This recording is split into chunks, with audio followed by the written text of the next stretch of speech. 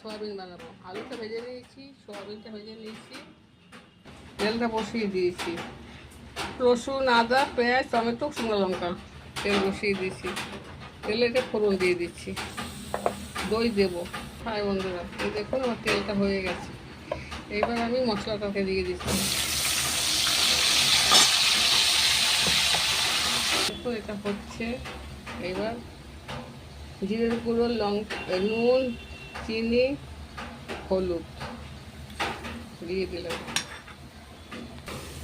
মশলাটা কষা হচ্ছে, এবার দইটা দিয়ে দিলাম। দেখুন মশলা কষা হয়ে গেছে, আমি আলুটা দিয়ে দেবো। আলুটা দিয়ে দিচ্ছি। বন্ধুরা আমার মশলা কষা হয়ে গেছে, এবার জল দিয়ে দিচ্ছি। দেখুন সোয়াবিনটা দিয়ে দেবো, জল দিয়ে দিয়েছি। মনে হবে চিকেন কিনা, এটাকে দিয়ে দিলাম। দেখুন বন্ধুরা, মনে হবে চিকেন কিনা, কত সুন্দর লাগে দেখতে, খুব সুন্দর হচ্ছে।